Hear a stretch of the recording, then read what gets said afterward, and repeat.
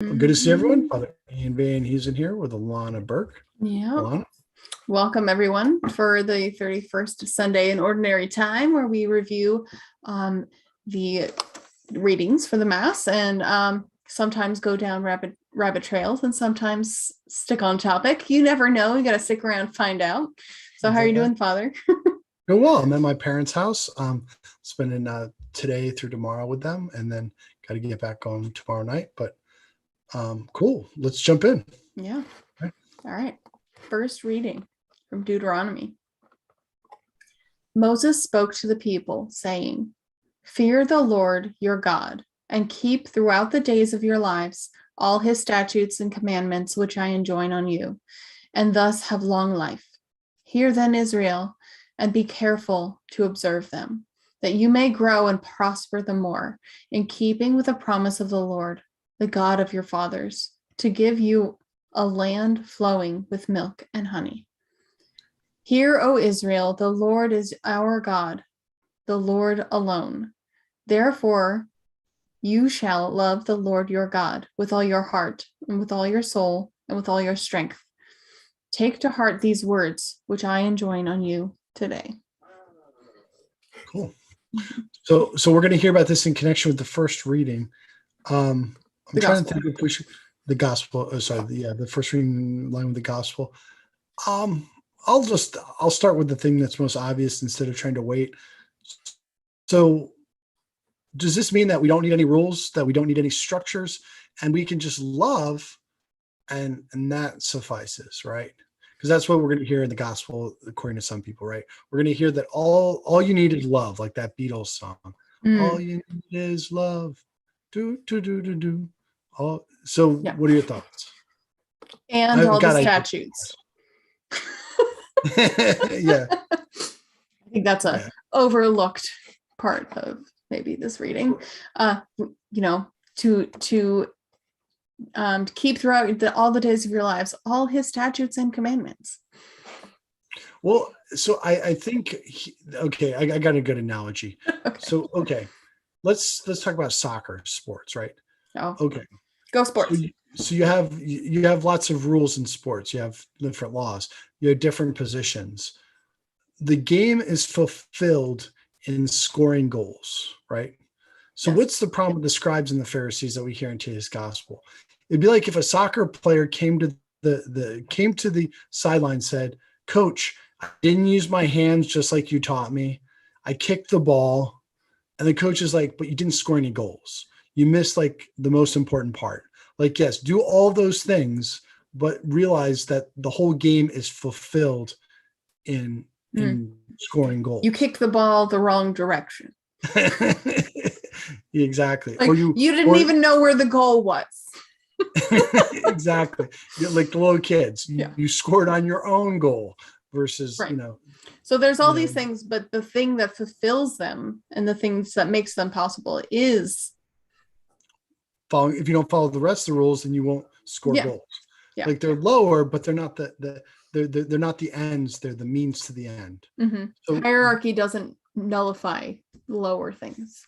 Exactly. That would be a good way of putting it. Like it's like a hierarchy. Mm-hmm. But love is important, right? But we misunderstand love in that way. Well, let's also define, what do we mean by love?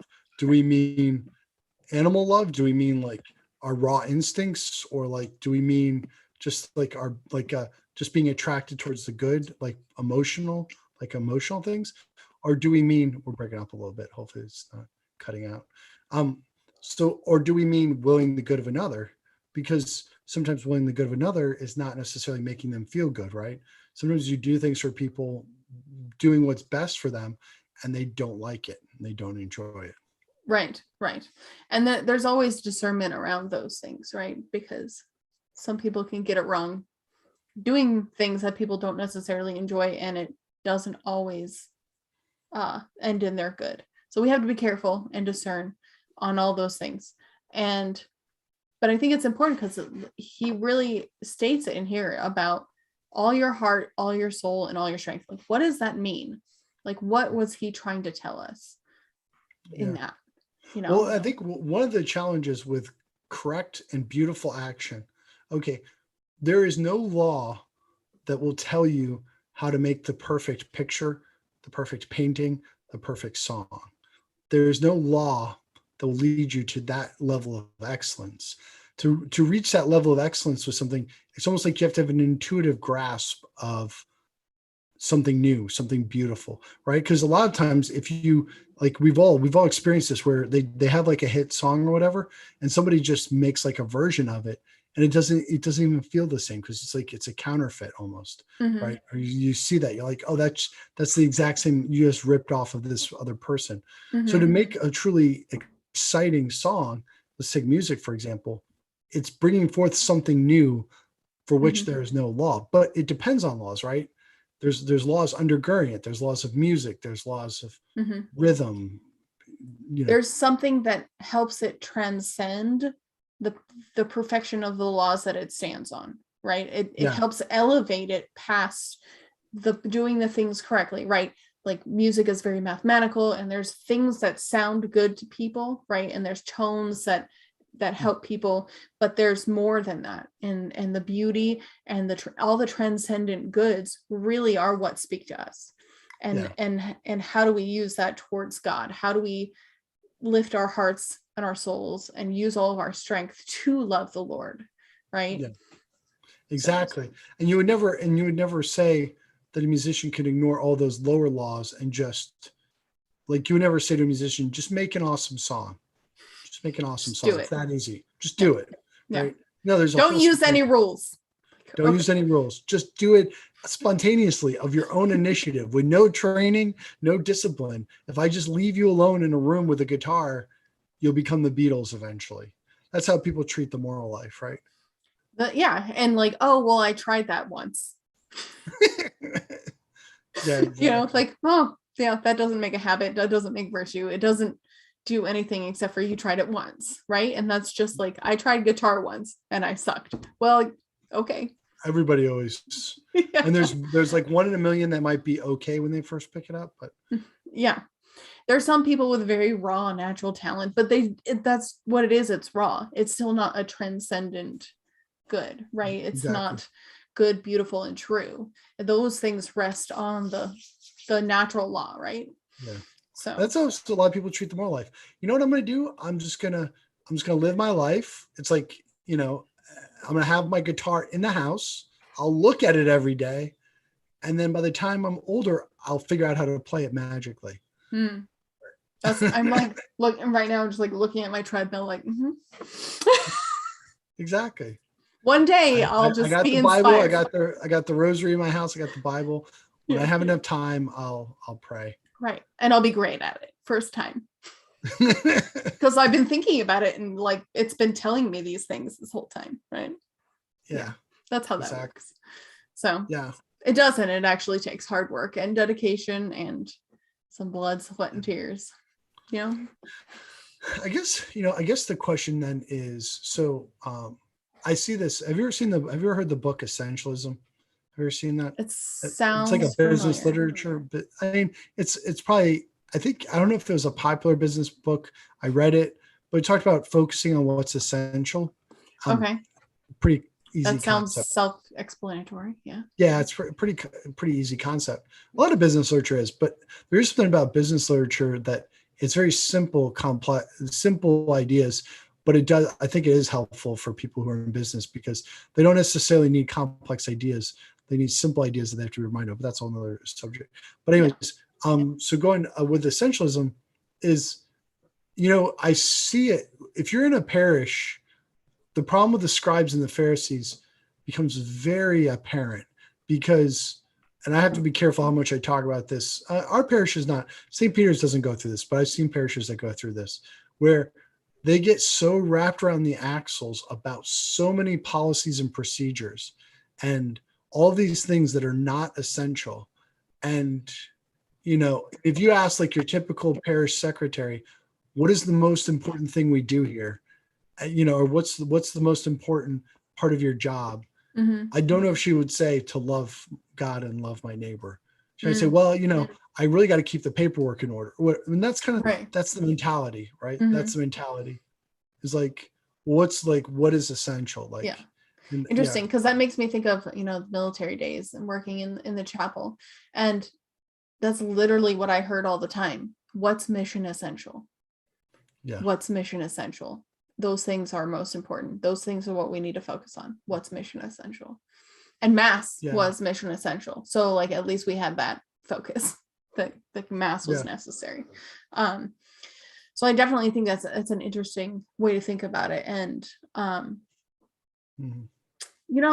maybe that is a good thought to think every day, like, what's essential spiritually, right? Like, am I putting God first? Well, I mean, I have a poll on this. I'm going to throw my sister under the bus right now. My sister's the worst offender in this case.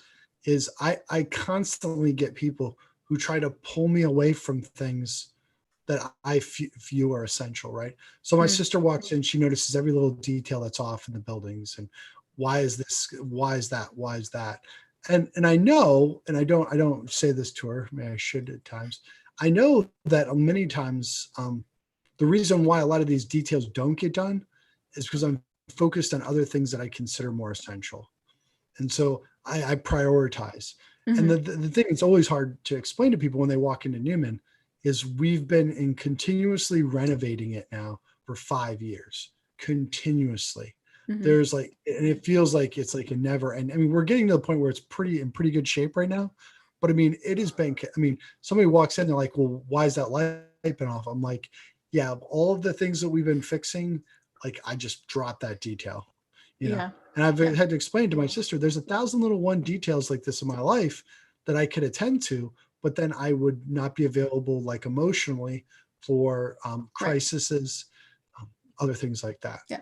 Well, and it's also, if they notice it, then they can fix it. Like, well, that is a great thing for you to volunteer and do. Well, to be fair to my sister, she does do that. No, not her, but so she's a good. Exactly. She's a good worker. I know she works hard. She's coming back in a couple of weeks to do some more stuff. She's done a lot of stuff too.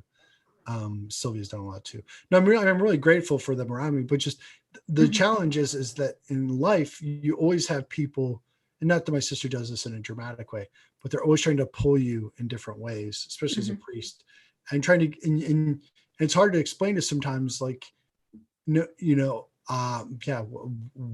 discerning what is essential. What are you paying attention to, right? Like, what is your attention going to, and how do you discern like the priority, right? And sometimes little things need to be left off for a little while, right? So that your attention can be what's on the most important, right? On God, on caring for the students, on the things that are necessary for, right? The priest is necessary for certain things. Exactly. And that's a conversation I've had with many people where I'm like, a priest could attend to some of these details, but then what would they have to sacrifice, right? Like, and then I had to tell myself, and I have to remind my staff of all the things I could do. And the beauty and the challenge of priesthood is there's always more things you can do. Like, it's never ending. I mean, really, you can be as busy or as not busy as you want. You kind of make your own schedule. Right. And you could do that, but would you have to sacrifice like spiritual direction or confession or something that only you can do in that space? You know what I mean? Exactly. And that's where the hard conversation. Well, most people don't understand it, so I don't even bother. I mean, just kind of just suck it up. Like, thanks for the feedback. Move on. Yeah. Well, go ahead. Because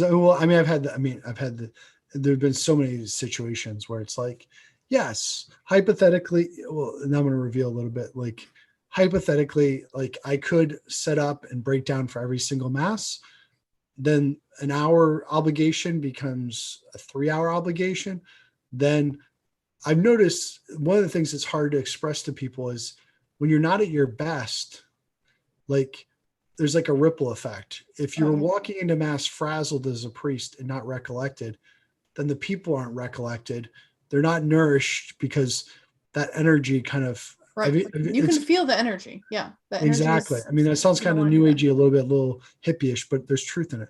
And then you're not recollected.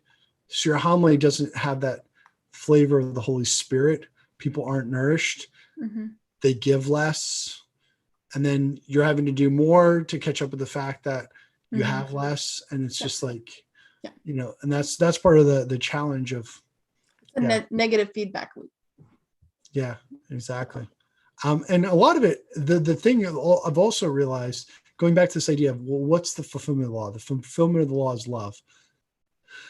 One of the things that can be really difficult, I think, for any organizations is sometimes it's untangible things that nobody can put their finger on that are the biggest improvements and the biggest like things that excite. Because I've noticed with Newman, like little changes will have these incredible positive effects. You'll just see things kind of multiplying in kind of intuitive ways that you can't put your finger on directly. And nobody could explain directly, but it's just because the whole thing's moving in a positive way.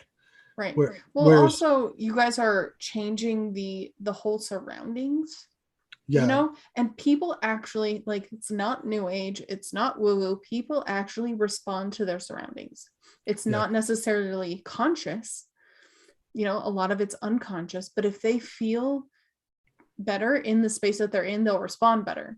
And it's even like what we're doing in our house right now is just repainting all of the gray, because even with like my husband, who's your retired vet, like he responds so much better to color and to not gray, and so like life is just easier when we're not dealing with that. So it's like, oh well, that's an easy thing to change, which is paint. So that's what we're doing. I tell you, the biggest change I've made recently is when I'm tired and stressed, like in the afternoon, or like I'm really frazzled, and instead of like laying down as much as possible, what I've done is I just organize things, like take a half hour, just clean up a little bit, organize things a little bit, and just pay attention to like my physical surroundings. And I'm also focusing on like making my bed every day and things like that. And those little things like that, of course, they're not the fulfillment of all things, but it just but they make a huge difference. Like when you feel like there's order in your surroundings, there's so much mental space left to not have to worry about. You know what I mean? It's like, oh, that actually makes a big difference in my life. And I know I've been told to make my bed every day and that would make a big difference in my life, but I didn't believe it, until you don't believe these things until you like physically experience a change in your surroundings. So going back to the scribes and Pharisees with the Old Testament law is, so one of the temptations for priesthood, I think it was the temptation for them, is this relationship between the minute details, the things that don't seem as important, and like what is essential, the big picture. Because so on the surface, the Old Testament is very precise in how you do the sacrifices and things like this. And of course we have liturgical laws with the priest. And sometimes, not, some people would say that's really not that important. Like the most important thing is that you're loving, and like those attention to details. Like for example, with the folding your hands, there's a correct way to like fold your fingers over, from traditionally. And what I found is it's a delicate balance, and you have to keep what's essential in mind so you can know how to make exceptions and how to roll with things and how to adapt to circumstances. But you also, that attention to detail can be incredibly helpful, like even when you're not fulfilling the ideal. And I learned this with a lot of it, really got me thinking, was with the Latin Mass, because there's an incredible attention to detail at the Latin Mass, so much so that it's overwhelming at first. But then once you start to realize that the Institute priests were very helpful in this regard. They said, you're not going to get it all down. And I had to sit down with them. I'm like, I'm not going to get all of this down. What is absolutely essential? Walk me through, like, let's create a hierarchy. What's most important? And I actually have to do this sometimes with people with confession, right? Because they do these longer examinations of conscience, which are great, but they feel overwhelmed, right? So like, I'll just kind of give you an example, a generic example. A person might be dealing with sexual sin. They might be dealing with not praying daily, but then they do this longer examination of conscience, and they're gossiping, they're using the Lord's name in vain. You go down a list of things, and you have to kind of sit back and say, look, you're not going to conquer all of this at once. Let's start with the big ones: sexual sins, and using Lord's name in vain and not praying daily. That would say those would be the big three that most people need to start off with, and going to mass on Sunday, right? Pray the rosary daily, read the Bible daily, work on chastity, and work on your not using the Lord's name in vain. That's like always a good place to start, right? And then once you've worked on those and are on the path to conquering them, then you can start to look at more of the detail. Yeah. And that's also the problem with the Pharisees. And Jesus points this out, is sometimes they get really wrapped around the axles about details that are not important. And then they ignore what he calls weightier parts of the law. Right? Yeah. Yeah. We have some comments. Oh, cool. Right. Norma Jean Hare says, stopping by real quick. Pray for me, Father Ian and Alana. God bless you both. Y'all are in my prayers daily. Thank you so much, Norma. Thanks so. Ryan Fisher's here.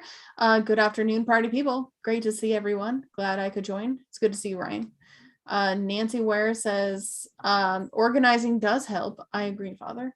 And Ryan Fisher says, I have to make my bed now. Great. Yes, you do. Make your bed every day. Have you heard those motivational speeches, right? Yeah.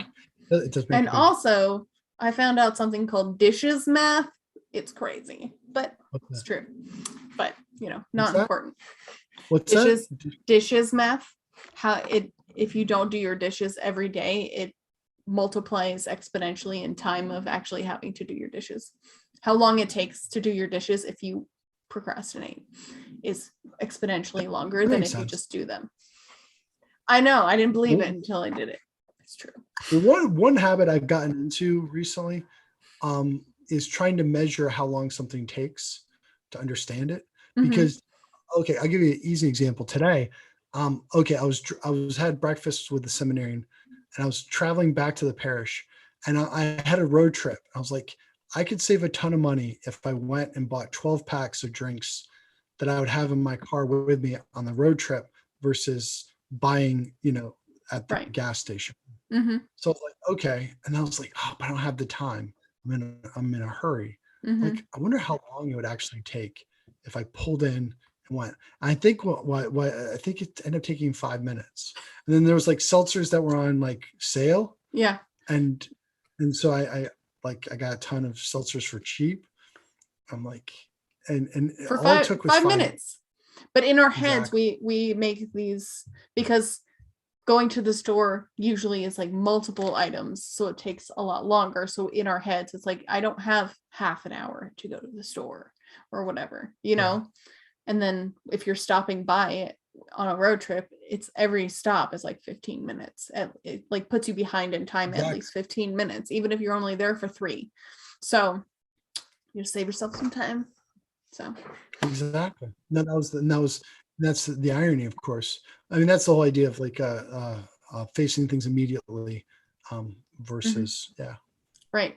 Yeah. Because it tends to just build up and actually be more, the fear of the action and the suffering is worse than the actual action and the suffering usually. So, and then it builds up because you wait, because you're afraid, because there's some sort of buffer. And I spent like $4 on the seltzer, and what inevitably would happen is I'd wait. I'd buy 2 drinks and a candy bar, right? Yeah. And then it's like $8, and then you do that like 2 or 3 times. Yeah.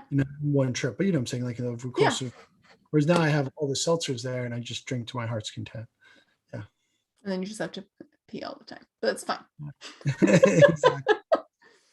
Just other consequences. But anyways, let's go to the second reading because it's time. So from Hebrews. Brothers and sisters, the Levitical priests were many because they were prevented by death from remaining in office. But Jesus, because he remains forever, has a priesthood that does not pass away. Therefore, he is always able to save those who approach God through him, since he lives forever to make intercession for them. It was fitting that we should have such a high priest, holy, innocent, undefiled, separated from sinners, higher than the heavens. He has no need, as did the high priests, to offer sacrifice day after day, first for his own sins and then for those of the people. He did that once for all when he offered himself. For the law appoints men subject to weakness to be high priests, but the word of the oath, which is taken after the law, appoints a son who has been made perfect forever. All right. So the law and the word. One thing, so tying in with this, one of the things that's really missed, I think, with a lot of people, because I was actually, she might be tuning in, a friend who I've gotten to know. When she first saw me celebrating Mass at Orientum, she had a lot of questions and opened actually really beautiful conversations. And I talked about the Mass as a sacrifice, right? And so the way we would traditionally put it, so Protestants would say, look, Jesus made one sacrifice. We don't make any sacrifices anymore. And what we would say is that our sacrifices gain their merits by participating in the sacrifice of Jesus Christ. So that's how our sacrifice have merit. And so the idea is that Christ is the perfect sacrifice, and we join our sacrifices with the sacrifice of the Mass, which is the representation, the representation of the sacrifice on Calvary, where Christ is made present. His sacrifice is made present. Not that we re-sacrifice Jesus, of course, which is another Protestant critique. But I mean, getting at this idea of sacrifice and religion, you've probably heard this with your Thomistic stuff. The religion is the virtue. It's tied with sacrifice, that we owe God's sacrifice, and that the virtue of religion is offering sacrifice. Right. The virtue of religion is underneath the virtue of justice. It is subsection of the virtue of justice, which is offering God his due, which is due worship towards God. Exactly. Understood. I might have been a little off with the wording, but that should be ish. Yeah, no, that's pretty. No, I mean, I was like, I would be surprised if you were off. Yeah. But yeah. So a sacrifice and atonement. But did I tell you about the situation where a family that I'm friends with, they were going through a difficult pregnancy, and the baby was born a year ago. And I encouraged him to fast, pray the 7 penitential Psalms, and pray a novena to Saint Magella, I think. I forget what one for patron saint of mothers. I forget the full name. I'd have to look it up. It's like Saint Magella or something Magella. I've never heard of that. Yeah, I'd heard about it because I'd heard a story once where a priest had done something similar for a family. And I kind of added on to it a little bit with this fasting and the penitential Psalms, and he fasted for a few days. Yeah, it was pretty cool. But my go-to is Monica. There you go. But result basis.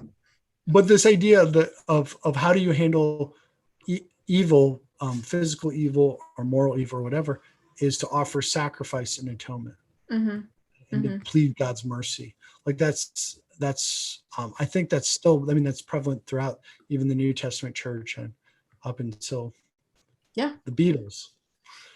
That's what I'm gonna start saying. The Beatles. The Beatles. I think you mean the Boomers, but okay. But anyways, but yeah, that sense of and offering prayer, it does change it. See, I would say, okay, I'm not saying that the idea of religion as relationship is completely flawed. It's not. There's multiple aspects to it, and the problem sometimes with the aspect that religion is simply about a relationship with God is that I take breaks from my relationships. If I have talked with somebody a lot, I can say, I could go a couple of weeks without talking to them, or I could, we could ease off the communication for a little while. And it's not like, like God, I need to hear from God every day and he needs to hear from me in that relational sense. There's that's partially true, but in a bigger sense, I'm required by justice to offer sacrifice. So even if I don't feel like it, I don't feel warm fuzzies, I feel nothing. Offering a sacrifice, the sacrifice of the Mass, rosary as a sacrifice.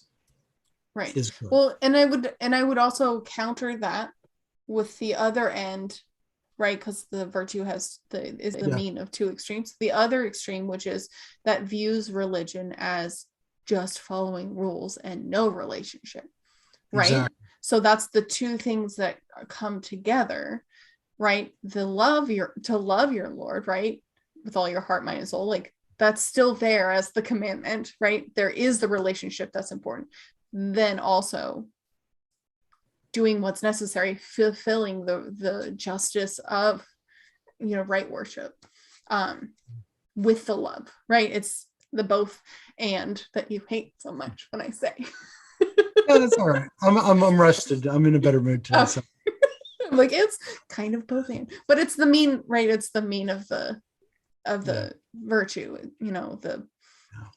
it's in between the two extremes, because the two things are correct but not without each other. Mm-hmm. Right? Like, yes, relationship. And yes.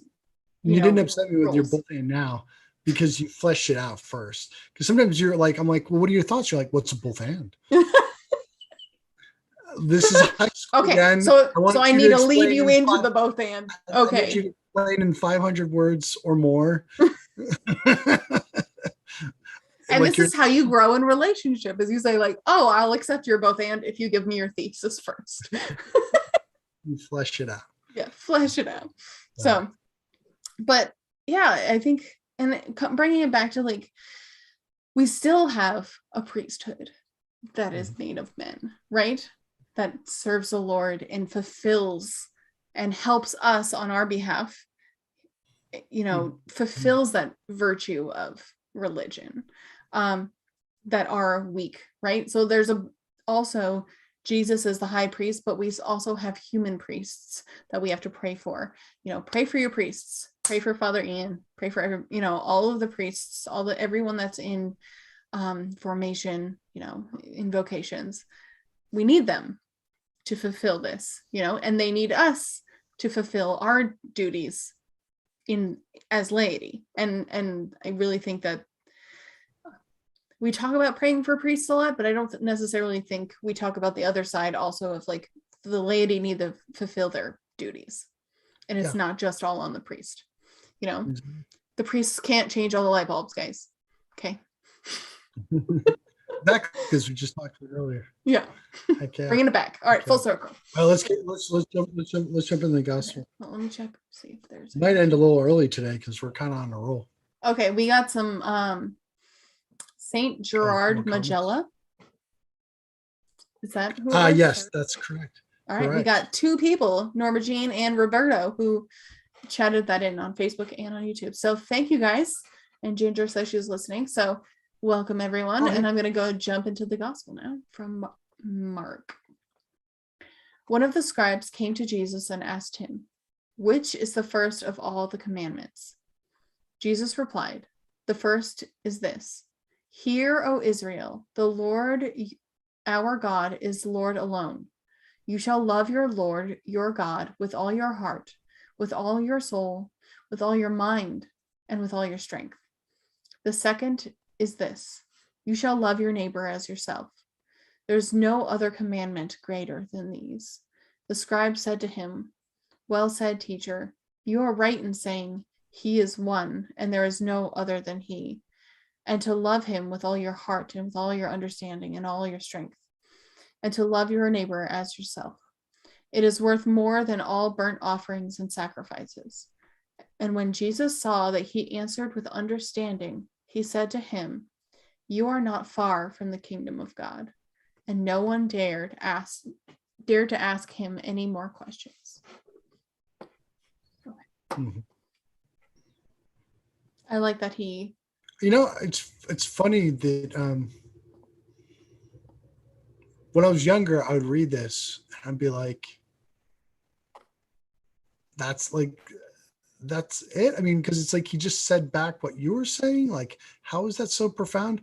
But now, as I get older, I can appreciate now when you see that like light bulb moment in somebody and they kind of respond. And the way he responds, the is it a scribe? Who are we talking to again? Yes, it's a scribe. Yeah. When the scribe kind of responded back, he kind of added a little bit. He said it's worth more than burnt offerings and things like And that. sacrifices. So he kind of applied it a little bit. He's like, he understood it, right? So right. And that the highest thing isn't, right, the sacrifice offered in the, in the temple. no. It's these things. So you need to love your God and you need to love your neighbor. And then he's saying that this is worth more than all the burnt offerings and sacrifices. Not that the burnt offerings and sacrifices have no worth, because people are black and white, right?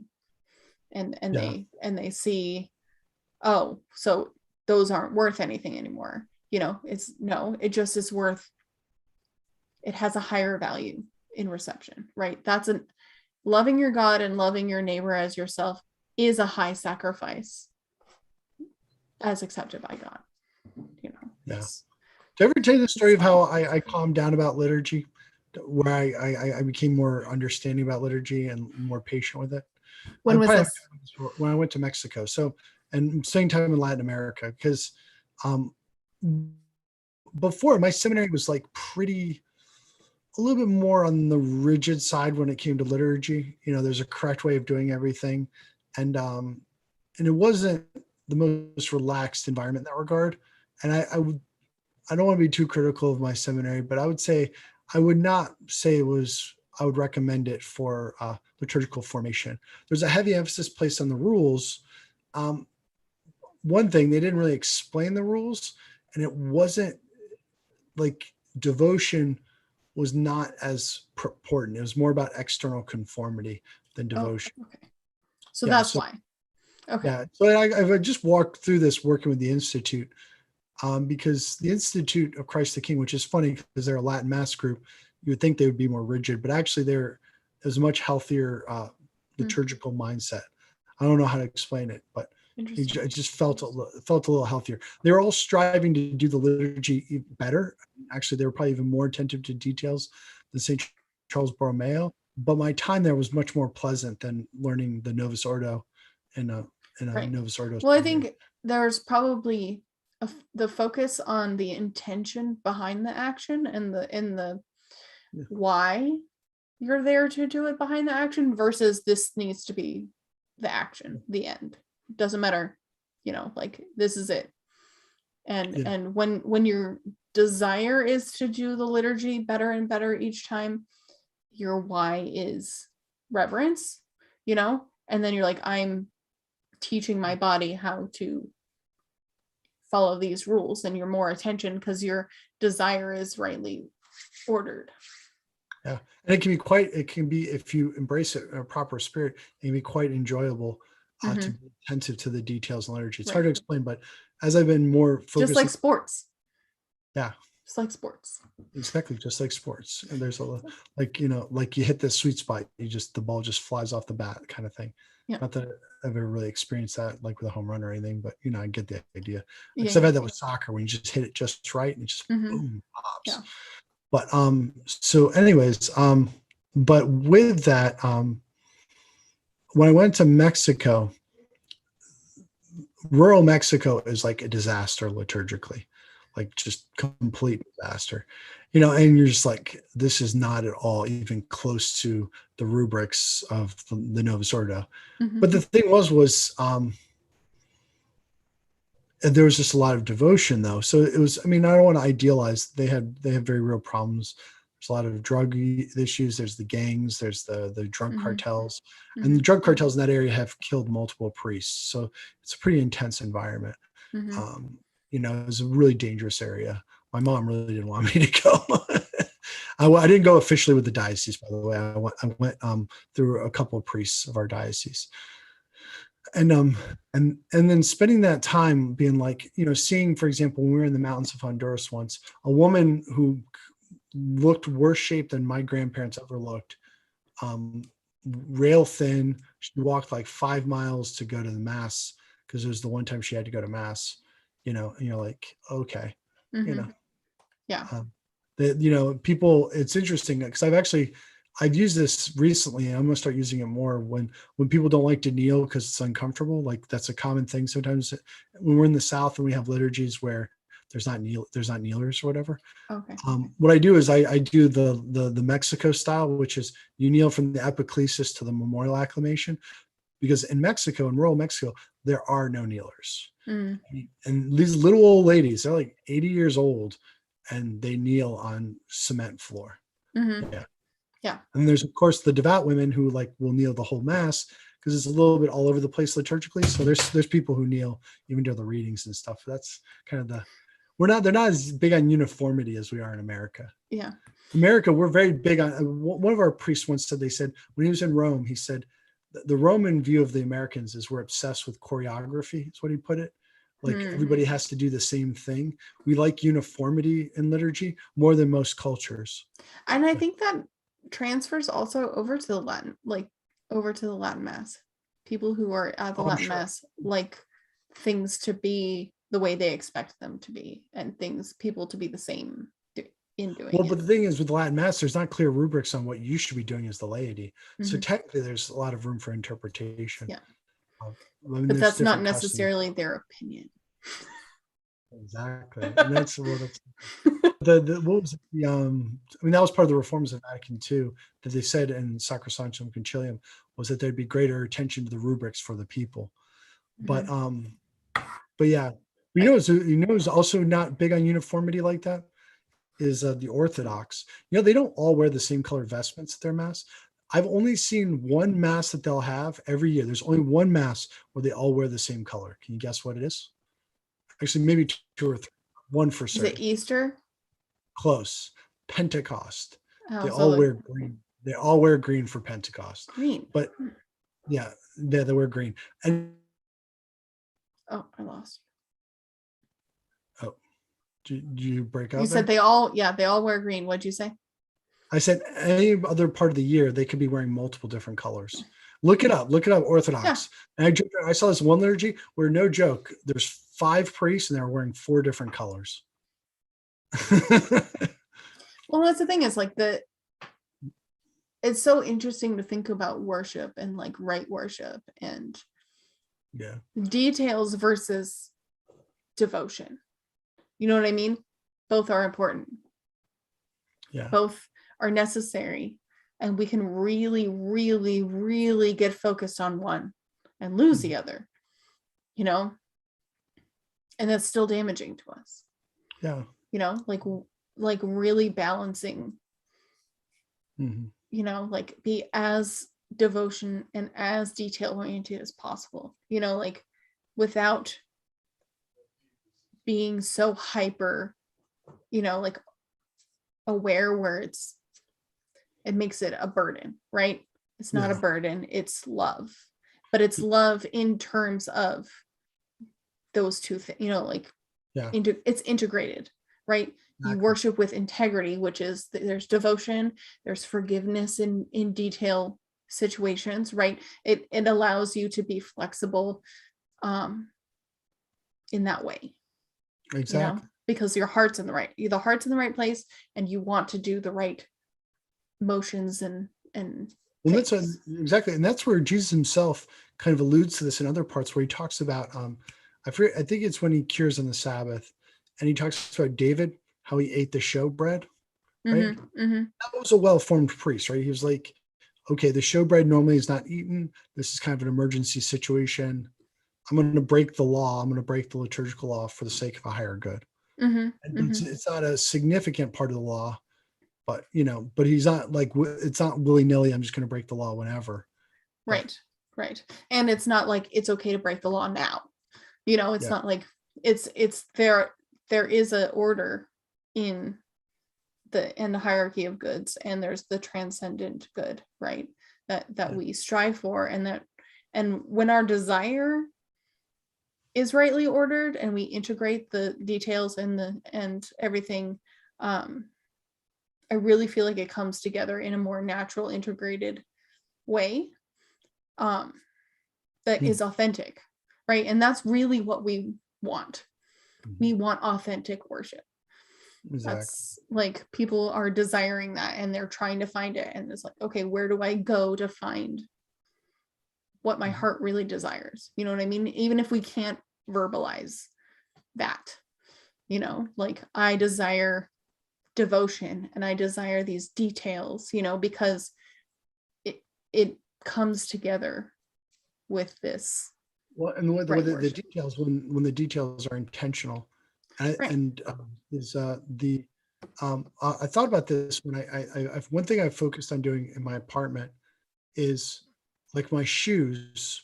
When I take off like my running shoes and I have my shoes in my bedroom, it takes 3 seconds, and really it's not important. But I always put my shoes in the proper place and don't just leave them in the middle of the floor. And really, but I've noticed that when you attend to little details like that, I was explaining it to one student. It's not just because when I was younger, it was always about cleaning your room. But Mm-hmm. I've thought about it more recently, maybe just because I like to make things deeper than they are, is bringing order out of chaos. It's like before it was just my shoes and all that were thrown randomly, but now they're placed intentionally. Mm-hmm. And when there's all this order around you, like taking like a stack of papers and making sure they're neatly stacked or in proper order, Mm-hmm. Yeah. ordering the chaos. We pretend like we like chaos and don't want to be told what to do, but normally stress level wise, we actually really prefer order and a Yeah. lot less chaos. But we've been told since we were little, you know what I mean, that we're rebels and, whatever. It's a lie. We've been lied to, guys. Organized stuff. Exactly. We don't need as many things as we think we need.